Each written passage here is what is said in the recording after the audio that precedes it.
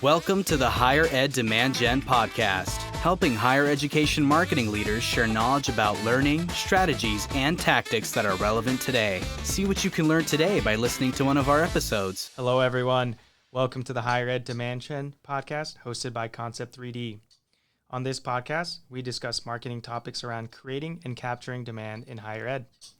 Before we jump in, we do have a quick message from our sponsors at Concept 3D. Concept 3D's purpose is to foster connections through technology, elevating the way businesses connect with their community by leveraging the power of events and location.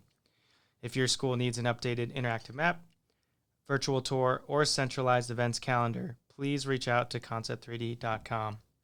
All right, so quick introduction of myself. My name is Shiro, and I will be your podcast host today. And today, I am super excited to introduce our guest speaker, Joshua Charles. He's currently serving as the Director of Web Strategy and Technology at Rutgers Business School. Thanks so much for joining us, Joshua.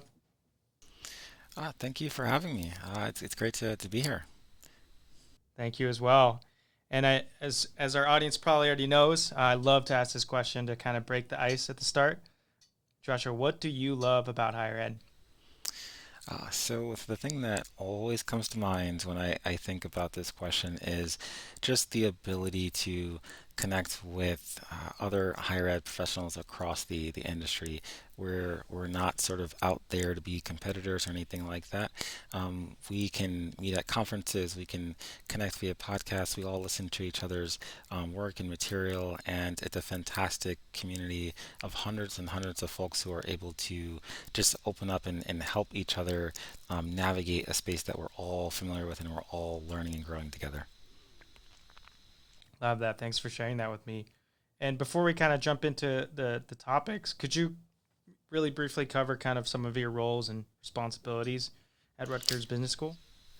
Sure. So I joined Rutgers in 2010. I've been there for a number of years now across multiple roles and promotions. And right now I work in communications and marketing at the business school, specifically overseeing website strategy, operations, and just thinking about website content, design, technology, integrations, all of those things. Like how do they work and how are we using them in service of our strategic goals for the dean, as well as what it means to be communications and marketing for the school and to support faculty, staff, and students. So I sit on one unit that is right along with our enrollment marketing folks and our public relations group, and together we form communications and marketing for the school.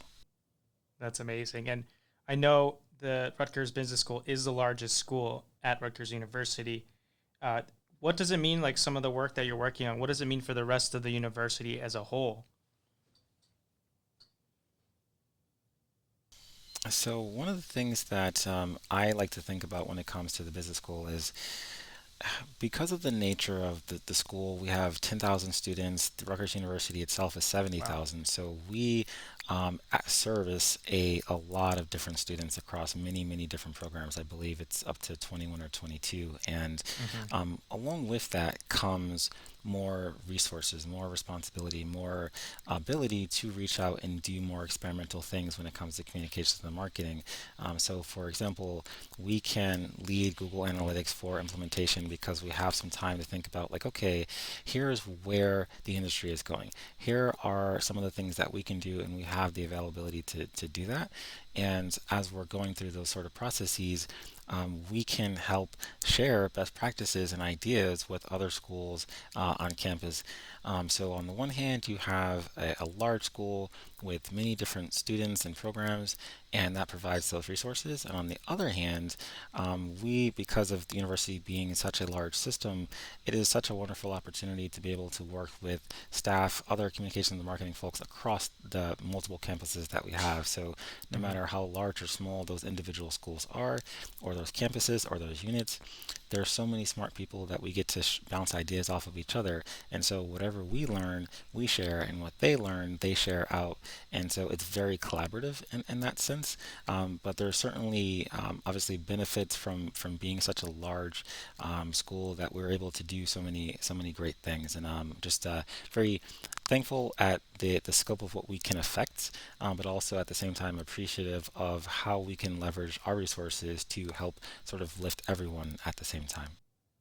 That's amazing. Do you have an example of a recent project that you worked on that, you were able to work across these different units or different schools within Rutgers University?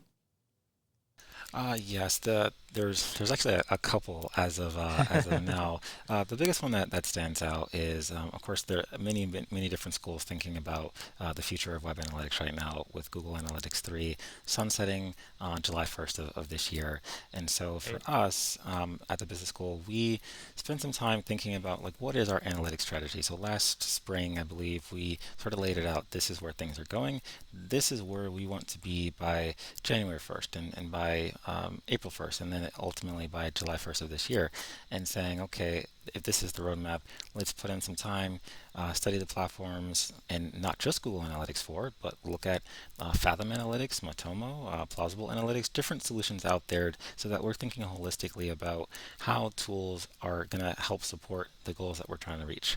And in that process, we ultimately decided that Google Analytics 4 was going to be the platform that we needed because it hooks into Google Data Studio, which we will then start to use to present the information that's going to be actionable for various stakeholders.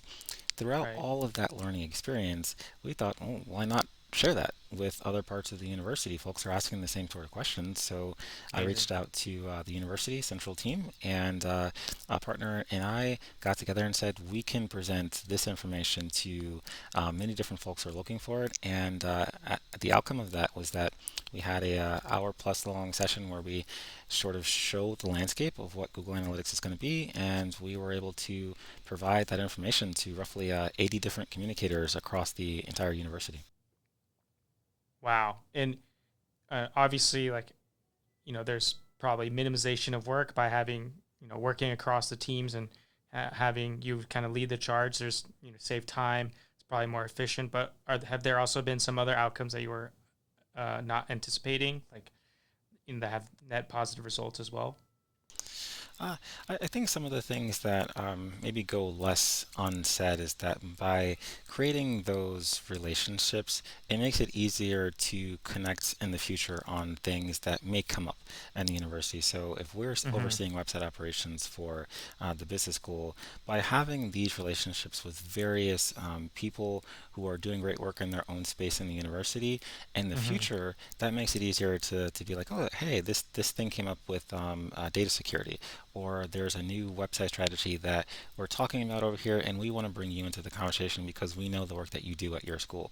Like those relationships are super valuable, and they begin by just being open and helping each other and making availability. I know. So we all sort of think that we're hired for the one thing that we're supposed to be doing at our school, but it goes beyond that because we're all part of the same organization ultimately. So I found that by having these ideas and projects that we do together to help support the entire community, we are at the same time being able to create long-lasting relationships that ultimately make it much easier to communicate back and forth in the future on any other related ideas that come up. Love to hear that. Yeah, I mean, I don't have several marketing teams within our organizations, but I hear the same thing in terms of our communication with our sales team. Just having that open line of communication and working together is extremely beneficial. I am curious though, because I also look at web analytics constantly, and obviously our company doesn't, our customer isn't students, but I'm curious like what some of your KPIs are. Are you looking at requests for more information? Are you looking at web page views? Like what are some KPIs that you guys report on? So with this conversation, I always like to start with like what are our strategic objectives, priorities, business Mm-hmm. goals as a school, because starting from there, everything else that we do sort of downstream has to funnel back up to something that's literally affecting the business. So from Right. there, if our dean and her goal is enrollments is one, brand visibility, preeminence is another one. What is our impact on our community? That's a third one. So I start from there, and then I start to think about what is the website's role and how many different websites that we have, because each of those could have a different purpose. So looking across all of our different websites in our web sort of ecosystem, what is their purpose? How can they support our top level goals? And then from there, design those websites around those goals. So any future website updates, redesigns, it's taken into consideration our strategic priorities, and then we can form KPIs around that. So practically speaking, for example, let's look at enrollments. Our main website that we are using to hopefully reach out to prospective students and other audiences to come and learn more about Rutgers Business School. I would say starting from there, it's requesting information, signing up for events, page views, but not just in sort of a broad sense, like what are the page views specifically on the pages that are directly related to academic enrollment. So Hmm. I don't want to just measure alumni content if that's not related to the specific goal that I'm focused on. So we're being very strategic about the pages that we've identified ahead of time, that these are the areas that are mapped to that customer journey. So MBA student, for example, like what do we believe based off of data that we have and how current students and former students are moving through that system? How are they navigating from the moment they come to our website to filling out some sort of action? And then from there, does that journey map to what we'll hopefully are looking for in terms of our actual goals, and then look at KPIs from there. And again, page views, are they filling out forms? Are they clicking on certain links that we're hoping for? How often are they coming back to the website? Are they filling out forms? Again, we're tracking their source history and things like that. All of that gets put into the conversation, and it helps us be better marketers because we're starting to save that information in their profiles and Salesforce, and we can report on, okay, this is the persona of full-time MBA, which may be different than the persona of digital marketing students, which may be different than supply chain management. Right. So we're trying to be strategic about learning how people are naturally behaving and what we want them to do on their journey to our Right. school, and then how does that tie again back into our actual business goals. Right. And let me go just another bit deeper there. So let's say, you're able to carve out this persona from your learnings and data on the MBA student. What do you do with that data? Do you create A/B tests on different landing pages to help increase that conversion rate? If your goal is enrollment, like what are some of the strategies or tactics that you're using to use some of that data to inform a next decision or a next experiment? Yeah, and that's exactly right. So the idea is sort of from there, once you have persona data off on each of the various audiences that we have, and there may be multiple personas within one program. There's Right. different types of full-time MBA Yep. students, for example. We think about how can that inform, first of all, content strategy. So we're writing news articles, we're developing videos, we have social media strategies, we have email marketing strategies, we have website content strategies. All of those things should be informed by who is our audience? What are they interested in? Not just their demographics and where they're from in terms of state and things like that, but what makes them interested in Rutgers Business School? Why are they interested in a graduate degree or an undergraduate degree or a certificate program? Like leaning into the information that we are collecting in order to inform how are we communicating with this audience, what information is helpful for them. And once we have that, we start to put into place our actual implementation of the content. Hopefully, that messaging is in sync so that when they're seeing an ad and then they're seeing an email and then they're coming to the website, it's largely the same sort of story about how can they see themselves at Rutgers Business School through our programs, whether that's an online program, an in-person program, that sort of thing. I think tactically speaking, one area that we're hoping to get to next is specifically with like actual A/B testing tools and tactics and things like that. It's something that we've talked about as sort of our next level. In the last year, we've primarily been focused on accounting for the growth of the different programs that we have. So we're sort of scaling in that sense before Love it. scaling in the advanced technique sense.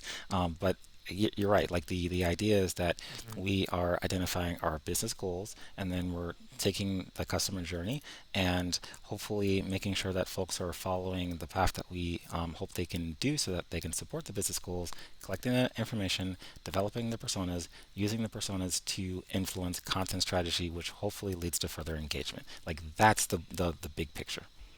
Right. No, and thanks for taking it a step back, because I always kind of dive into tactics naturally, and it's a weakness of mine. And I like how you're coming up with the strategy, the why, and the how versus for like what we're going to be doing. So I love that example and advice.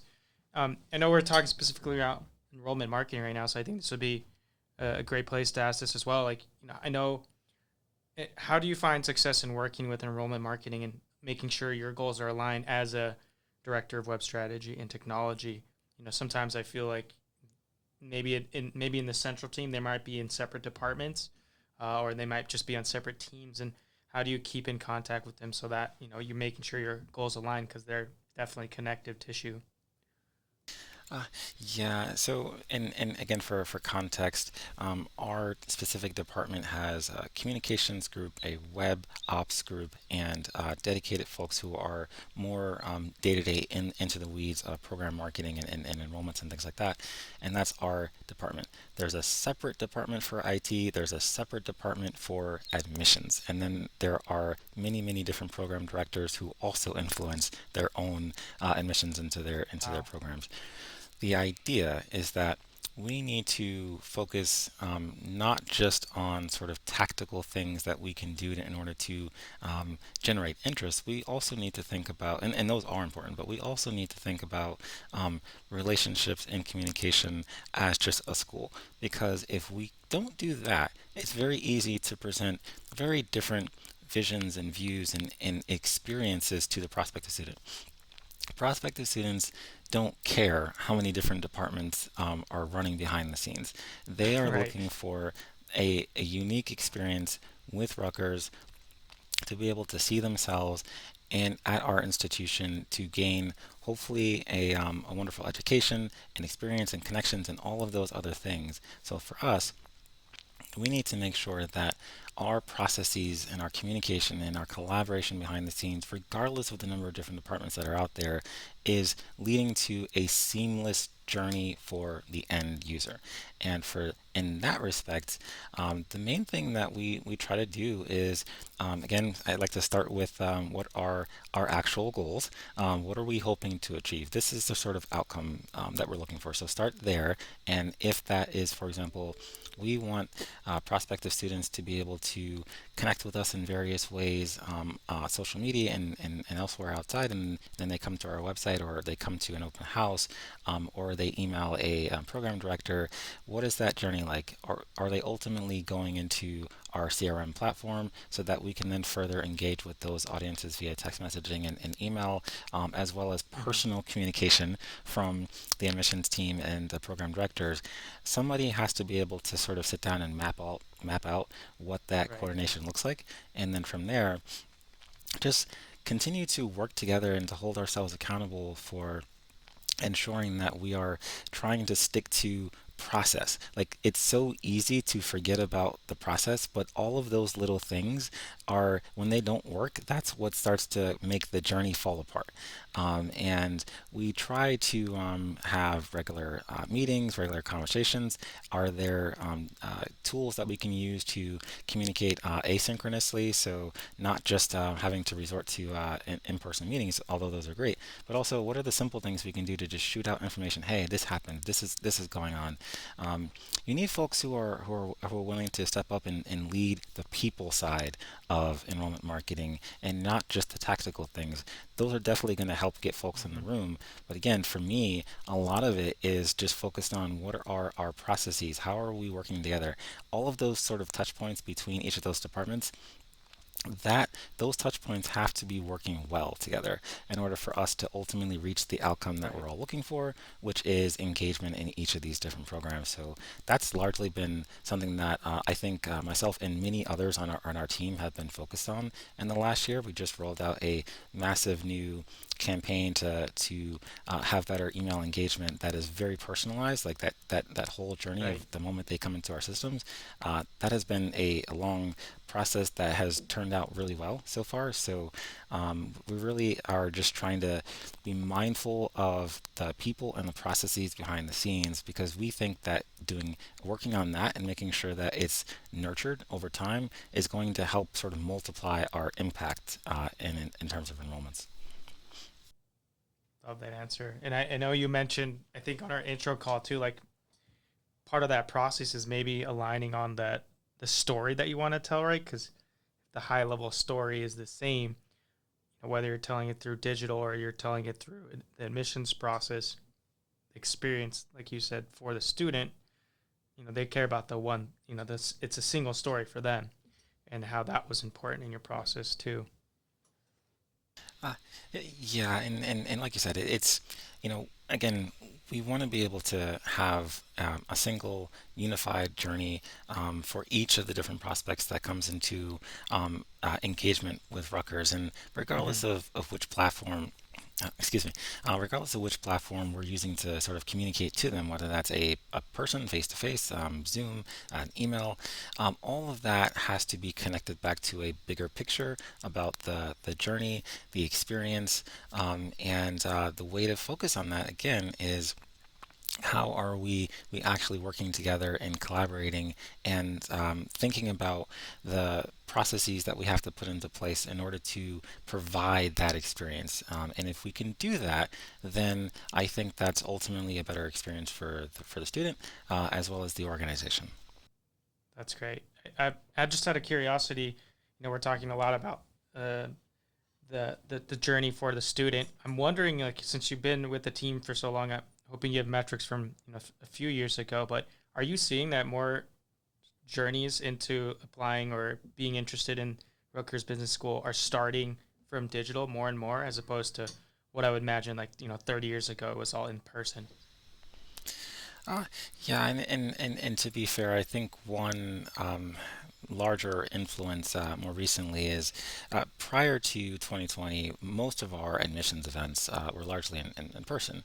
Right. With the advent of the pandemic, that shifted to online info Mm-hmm. sessions, and it's been helpful to sort of make sure that our program directors and all of the different folks working behind the scenes experience that, because it's a new opportunity to reach a wider audience. So before, if you were located near Newark, New Jersey, or New Yeah. Brunswick, New Jersey, that's a little bit easier. But if we are a school that is top ranked in a variety of different areas, and we are trying to reach Pennsylvania and Maryland or California, it is much more accessible to have more online events. So I think one of the sort of thought processes that came out of this, which may sound obvious in hindsight, but I think now it's like, okay, this is our goal. Here's who we're trying to reach. Here's where they are. What are the different ways that we can be as accessible as possible? There are in-person events for folks who are located nearby. There are Mm-hmm. online events. There's email correspondence. There's one-on-one meetings sometimes with Right. the program directors. Let's think about how we can provide multiple ways to access Rutgers Business School.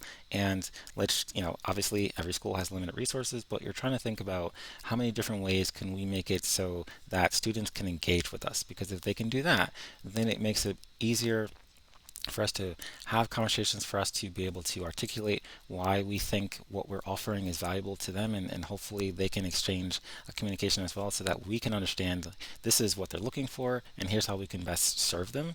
I think it's important to think about the different sort of formats and ways that we can communicate.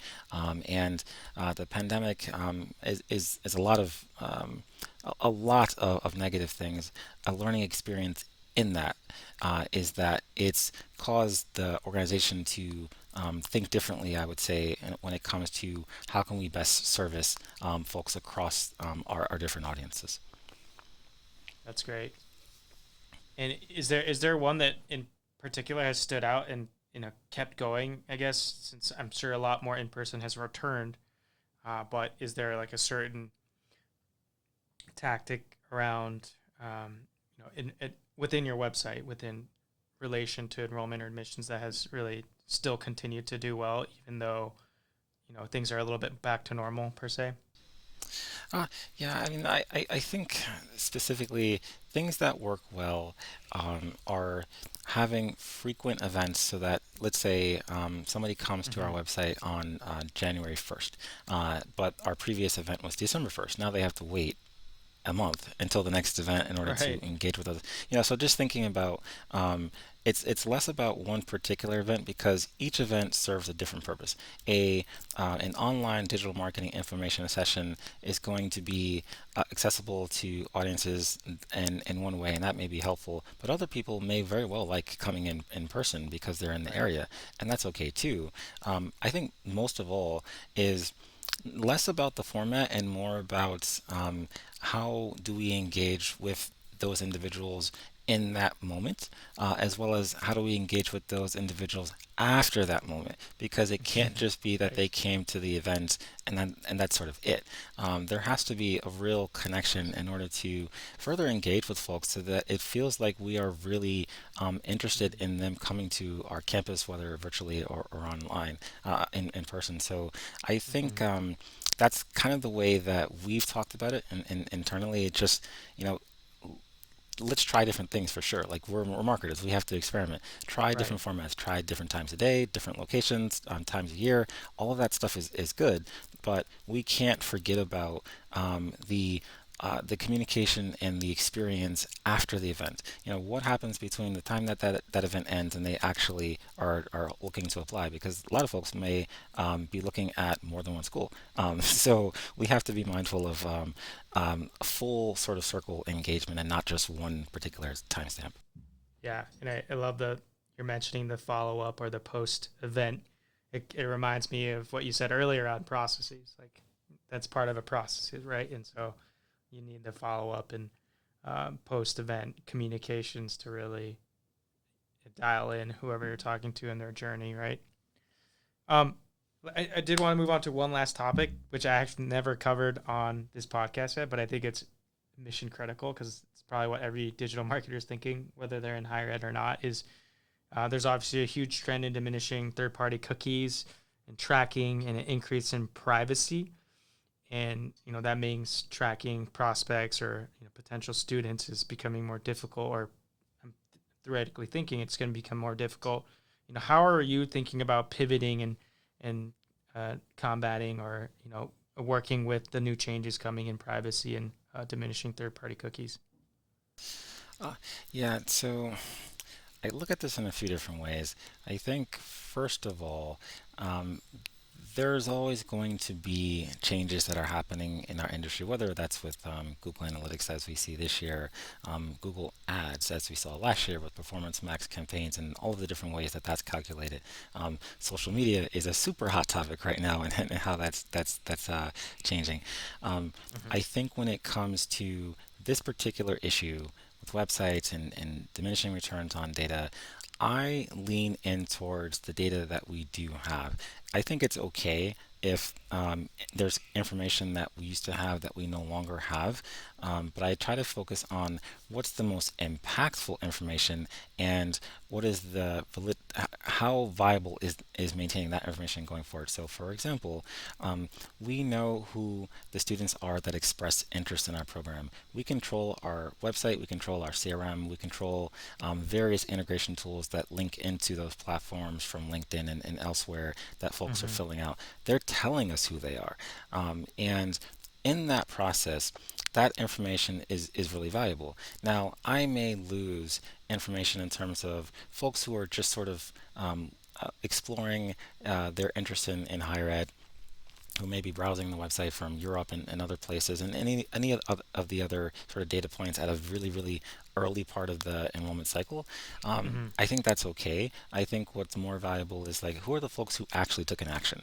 I want their information to help better inform us because they are the ones who are doing things that are directly tied to revenue, and not just sort of interest. And again, Right. not to diminish that, but the world we live in is one where we have to make choices, and we have to choose what is helpful for us and what can we be okay living without. And for me, I lean into, here's the data that prospective students are telling us about themselves. That's powerful. And if I wanted to try to get a sense of like, okay, how can we sort of extrapolate this out? Let's lean further into surveying and querying our prospective students, our current students. There's 10,000 of them. Like let's ask Right. them, what compelled them to reach out to Rutgers Business School? Like, are there other opportunities that they looked at, even beyond just degree programs? Because that's not the only thing that we compete with. We're competing with time as well. So just leaning into our students, leaning into our alums, those are Mhm. opportunities to get real actionable data that isn't going to disappear unless we are just not doing a good job cultivating relationships with our community, right? And as long as we're doing that well, then I trust that we will find enough actionable information about where our students are coming from, what their interests are, what motivates them. All of that information we can glean from the prospective students who engage with us, our current students, and our alums. And then hopefully that can help us tell a complete enough picture about what we need to do to further reach out to new markets and existing markets. Mhm. That's the approach that I'm taking because I feel like it's the biggest opportunity that we have, Right. and it's the least subject to the volatility of the industry itself. Yeah. I love that answer.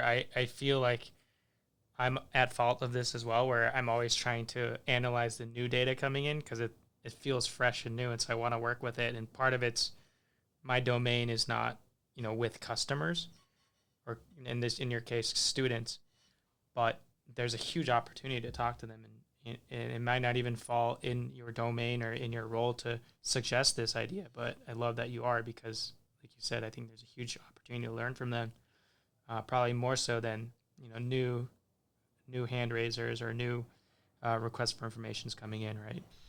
Yeah, That's and great. on that note specifically, if we were concerned like long term about how fresh that information may be, well, I think the sort of reaction to that would be, well, looking at the data that we have for the last 3 to 4 years, because we can find that if we're not seeing drastically different behavior over time, we Right. can reasonably say that we're not expecting this audience to Hmm. really change in the next couple of years. It's still meaningful information. So that's Right. kind of how I think about that. Yeah. That's amazing. Yeah, maybe some of the responses from students are, "Hey, I saw this one commercial, on YouTube or another media platform that really encouraged me." And you see that, throughout 3 years, pretty good confidence you could double down on that same marketing tactic or web tactic. So I love that suggestion as well. Awesome, Joshua. Well, I was wondering if our audience and our listeners wanted to reach out to you to learn more about, what you're doing and what you're publishing as well. Where could they find you? Okay, so the best place to find me is on LinkedIn, linkedin.com/, Joshua Charles, and that will take you right to me. I'm always around, and I just love connecting with other folks from higher ed because, as we mentioned in the beginning, Mhm. we can learn so much from each other. Gotcha. And I know you've been a part of a couple of speaking engagements as well with some couple organizations. Do you want to share those orgs out as well?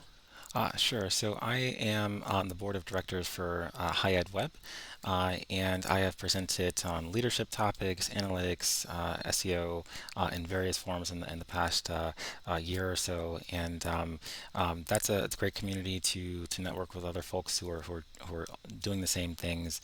That's another place to find me. I also am on Twitter, at least for the time being, so which is twitter.com/, Yep. Sir Rono. But again, the quickest way to find me is via LinkedIn, and certainly I'm always hanging around the High Ed Web Slack channels. That's amazing. Yep. We love High Ed Web as well. And so we're very active with them. So wanted to give them a shout out. Hashtag High Ed Web. Great. Well, thank you so much for joining us as a guest speaker today. It's been an awesome conversation. Love that we got into details and that you've been able to pull me back to look at things holistically. So thank you for that. And thanks to our listeners for tuning in. We'll have another episode again uh, posted next week. So tune in. Thanks so much, everyone.